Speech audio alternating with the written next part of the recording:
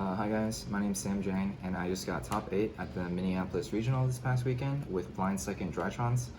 A lot of theory went into this build. I did a lot of math, did a lot of testing, and I've been working on this for a while, and I'm really happy that it worked out. Basically, the reason to go second is because Natasha is a crazy card, and also Zeus is really insane too. This deck has a lot of options for breaking boards and OTKing people. Around half of my games were just blind game 1 FTKs, and the ones that weren't were games where I just summoned Zeus, wiped the board, and made Vanity's ruler to lock them out of the game. And it's really nice, especially when they side out all of their answers to Vanity's ruler. So yeah, the deck performed super well, and we'll just get into the deck profile. So for names, I played 3 Alpha, 3 Zeta, 3 Gamma, and 3 Delta. It's optimal to play maxed out copies of all of these. Beta is not a good card, so these are the Drytron names that we play. An alternative to this ratio is cutting out 2 Delta and another card and playing 3 Pot of Prosperities, but you don't really want to do that because you lose to anti-spell harder, and also when it comes to droplets against sprite boards, you want to be able to send the monster names off directly. You don't want to play guessing games with are they going to negate my Nova or negate my emergency, so it's much cleaner to have just the names up front. And then for other copies of names, I played 2 Fafnir, 2 Nova, 3 Emergency, and 1 Terraforming. So in total, this is 20 names out of 40 cards, and so statistically I have a 90% chance of seeing 2 names opening up with them. So the deck was really consistent, and that's kind of what I built it for, consistency. Fafnir is really insane in this format because against Sprite, when they summon their first monster, you can just lower its level by 1, and it forces them to have another extender to be able to play. And if they don't, their turn just stops right there. So yeah, these are super nice. Yeah.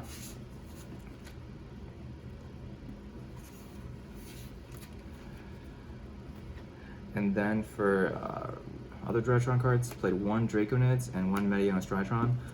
This card is insane going second because you can just make it and it attacks over everything. For example, against tier elements, Dragostapelia and Kaleido Heart, neither of them either affect this card.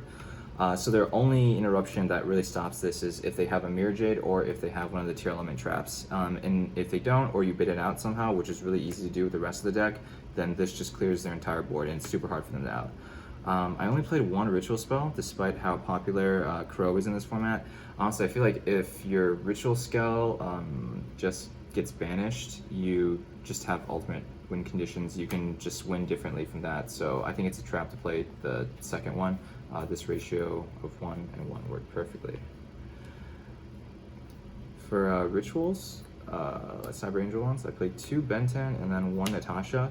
I didn't play Editen because honestly it's just a brick. You only ever need the 2 steals with Natasha, that's all you need to win.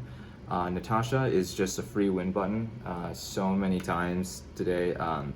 I played against an Adventure Sprite deck where I didn't draw any board breakers, I didn't draw anything, just Engine, and I FTK'd him twice in a row. It was a clean 2-0 just because Natasha is insane. You can just bait out every single interruption, slap Natasha on the board, and you steal their board and make access code, and yeah, that's just game. So if anything in this deck is ban worthy, it is Natasha for sure. She is kind of the reason to play this deck going second. And then for other fairies, I have 1 Vanity's Ruler and 1 Diviner. And Vanity's Ruler is an interesting choice going second, but it's really essential. I never ever side it out whether I'm going first or second. Basically, the theory is if you go second and you break their board with Zeus post side, they're most likely siding out all of their answers to stop Vanity's Ruler. And so at that point, they don't really have any counterplay. You kind of just win from there. It's really, really easy, like say against like tier elements, you can summon Draconids and attack over everything, or use Natasha to steal their board and then summon Vanity's Ruler. This also lets you play around Nib, so not that Nib's super popular this format, but some people do tech it in, but this just plays around it completely. And then the one diviner, she's essential. Sometimes you need her to do specific plays, or you only draw one name hands, even though there's a 90% chance to draw two names. Sometimes you still only draw one name, and it's really important that you have this diviner in there. But yeah, this card was insane all weekend. It's like just a free win button. And also, the nice thing about Drytron as a going second deck is your opponent can't really try to metagame you and force you to go first. Because if you do, you set up the Vanity's ruler, you set up a live Natasha and Grave, and then you summon Lyrilus Independent Nightingale, or Assemble Nightingale, which prevents you from taking battle damage. So you guaranteed survive, even if they break the Vanity ruler lock. And you have follow-up Natasha and Grave, which is also tribute fodder for the Drytrons. And so you have a guaranteed way of breaking their board and also continue your plays next turn, and also you're guaranteed to survive. So every single time they made me go first because they saw me choose to go second after winning dice roll, it was like a very short 5-minute game. And then for like the other good cards in the deck, board breakers. So I played 3 Dark Ruler, 3 Mystic Mine, and 3 Droplets for the initial board breakers. Dark Ruler is like a mandatory card this format. Sometimes I had an opponent who got really mad because I drew 2 Dark Rulers and he used Solemn Judgment to negate one of them, and I just had the second one.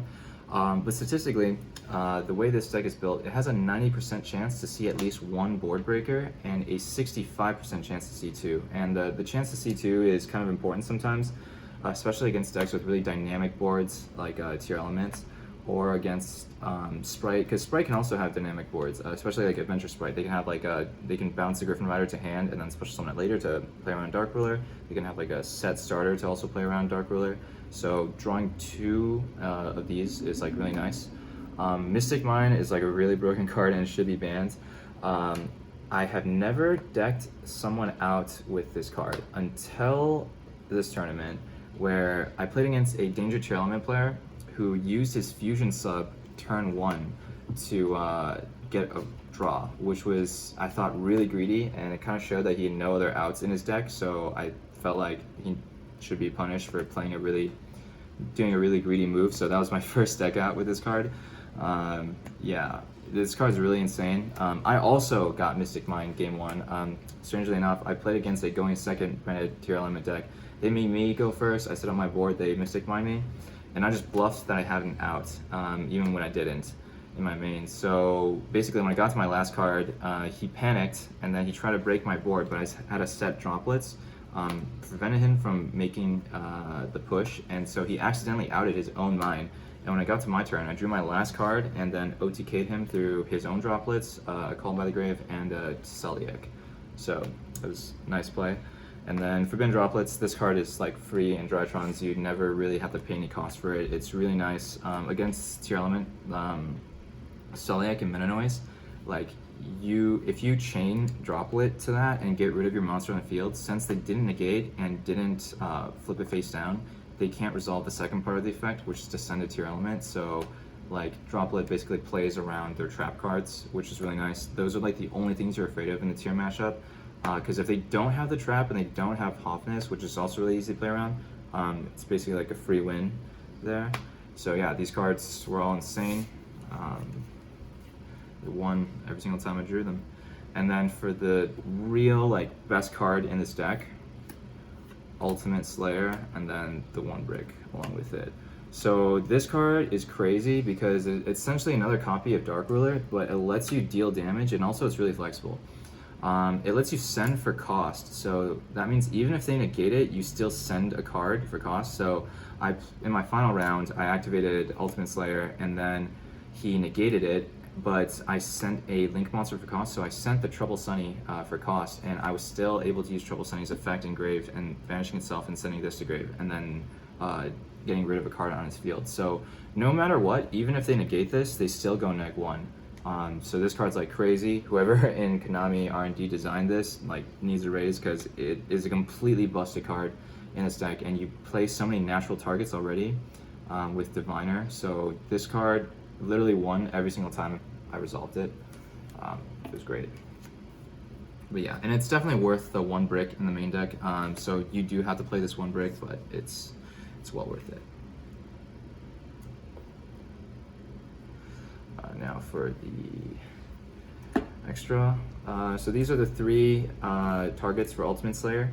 So you can search a Ben 10 if you send this to get rid of a synchro. You can pop another card if you send this to get rid of a fusion. This was really insane.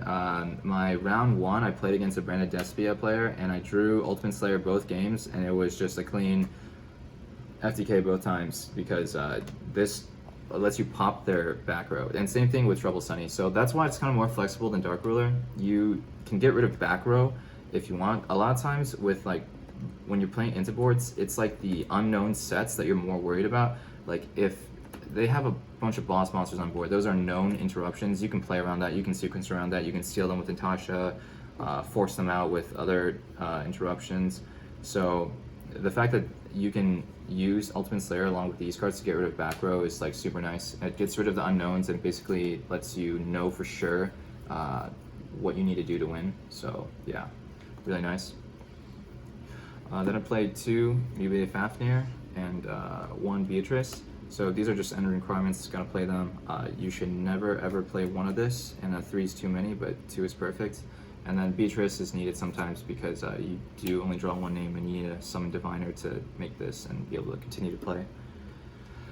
And then my next package, I played like Nightingale, Downard, and Zeus. Zeus is like the MVP other than like Natasha. This is like the true boss monster of the deck. Funny enough, in my last round, I stole my opponent's Zeus and then wiped the board and then made my own Zeus after that. This card's so good. You just Dark Ruler their board, you Mystic Mine them so they can't interrupt you with any hand traps, and then so you make Zeus, wipe the board, clearing your own mine, and then you summon Vanity's Ruler, and there's nothing they do. What I like about this deck is when you put your opponent on like top deck situations, they only ever have 1 turn to be able to top deck something good to win. Because you never give them more than a turn. Every single one of my games, like I had maybe like 1 grind game, but like other than that, they were all over within like the first or second turn. Like either like you FTK them or you make Zeus wipe the board some vanities, and then once it goes to your turn, you FTK them again. Because this deck is really good at top decking. Like 3/4 of the deck is like enough to do full. Like 3/4 of the deck is a viable tribute fodder for Drytrons, so you can just full combo again every single turn with this deck. So it was really good in those situations. I played Nightingale over the Fuko because I think this is way better. I always made this going first because I would summon Vanity's Ruler, make this, and then have a live Natasha engrave. So I'd gain life points and win in time with the Natasha engrave, and then Nightingale would prevents you from taking all damage. So I just activate in their draw phase, and they would need to send, like if they had droplets, they would need to negate both of them right there, but then they need to send like 2 cards to do that. So they're only playing with 3 cards in their hand, and if they can't OTK you, then Natasha OTKs them back next turn. So like I said, they can't really make you go first on this build. That's a weakness that some going second decks have, being forced to go first, but definitely not one for this. This also makes a guaranteed Zeus, so it was really nice, and it also works with some spice in the side deck. I will show later. Then for links, I played 1 Link Rebo. I played a Nightmare Phoenix, Nightmare Cerberus, and Nightmare Unicorn. These cards are also insane. I didn't play Anima because Link Rebo is honestly better because it has a down arrow to point and connect with the Nightmares to let you draw cards while you're breaking the boards, which is really nice because sometimes you just draw into like a droplets or something, and they had like a face down Sulliek or Meta Noise, and now you are able to out it. But yeah, really nice. People are not prepared for Cerberus. Like, it kind of fell out of favor with the meta, but it's really, really good. Like, if any 2 bodies just forces out another negate, sometimes Cerberus is like the card that lets you force out 1 more interruption, like that 1 last interruption you need to bait out before you OTK them with Natasha. So yeah, it was really nice. Yeah, Anima is not that good because only inexperienced players or players that are doing really sloppy plays will play into Anima.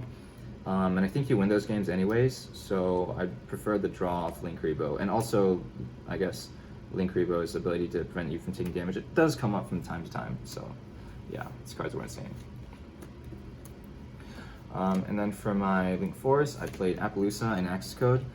Appaloosa is not really needed, and I didn't make her that often, but sometimes against like Punk decks or like Dragon Link decks, they play a lot of hand traps, and so you need to have the Appaloosa. Because even if they have 2 hand traps, say they have like Nib and like Ogre, and they can out the Appaloosa on the rest of your board, at that point, you can still like kill them. Like if they're Punk, they pay a lot of life points, because you'll have Natasha engrave and steal, and so like, you basically use Appaloosa to bait out their double hand traps, and then use Natasha, steal their Nib, and then tribute Natasha and the Nib token to summon Vanity's Ruler, and you hit for 5,500 damage, which sometimes is just enough to kill them. So yeah, sometimes this is really good. And then Axe Code Talker, generally I prefer Burl Sword in Drytrons, but because I'm playing Mystic Mine, a lot of times I have to go for the Justin Singh YCS Hartford line, where you steal one of their monsters with Natasha, and then shuffle, think them all away for Unicorn to shuffle back your own mine, and then you go into Access Code and then you OTK them.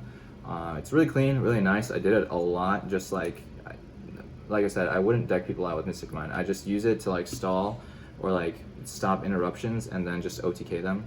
Most of the time, I was outing my own mine on the same turn or the next turn. So yeah, this card was really strong, just finished games. Then for the side deck, I played 1 Artifact Lancia. This comes up against Flandres and Sword Soul. I played 1 Flandres player today, and it was free because as long as you get 1 free turn with Lancia or Mystic Mine, their D-Shifter doesn't matter, you can play around it, and then you just OTK them from there. You never give your opponent like a single free turn, but you have a lot of cards that let you get free turns. So yeah, nice. Play 3 Lava Golem. This card just beats tier elements. Like it turns off their traps. Like you can tribute over their tier fusions and their trap cards are turned off. A lot of times I was sealing this back with Natasha and then hitting them for 3,000, which is feels super good. Yeah, there's like not a lot of things they can do about this. Like they have to snipe this with like a pointer of the Red Lotus or something. But a lot, like I said, you have a 65% chance to draw 2 board breakers, and especially post side, you have like a 75% chance to draw 2 board breakers. So like oftentimes you draw like this and Dark Ruler, or like this and Droplet or something, or this and Slayer, and even if they had a pointer, they still couldn't stop you from breaking their board. Yeah, and it also does inflict 1,000 damage, which is really nice. And I also played 3 Twin Twister, 1 Feather Duster, and 1 Reboot for back row matchups. Not necessarily Eldritch, because Eldritch is a free win for this deck. None of their floodgates do anything, and even if you brick, you still win if you brick, unless they drew Insane. This is more for like Striker, which is a bad matchup for Drytron, and definitely a matchup I respect, and decks like that. So yeah, I liked having a lot of back row removal options, just in case. And then for going first Spice, I played 1 Call of Vega. This is for going first, and also against 2 elements or Despia, it's really nice. But for going first, I played 3 Harpy's Featherstorm and then 2 Trap Trick to search it. I want to play exactly 5 like floodgate cards. You don't want to play more than that because you don't want to break on them. 5 is the exact mathematical perfect number. So like I said, going first, I'd always make Vanity's Ruler, Nightingale, and have a live Natasha engrave. I'd gain life points, not use Nightingale to not take any damage, and then with this card, even if they had like even if they had Dark Ruler or any Board Breaker or anything to get rid of Vanity's Ruler, you would still have this to stop them from playing. So like no matter what, it was kind of like win or lose for my opponent. Like whether they went first or second, there was always something degenerate to stop them from playing. So yeah, this was really cool. It didn't come up too often today because I didn't really choose to go first very often. Most of the times I was like, I'm confident in like breaking their board, so I'll just go second.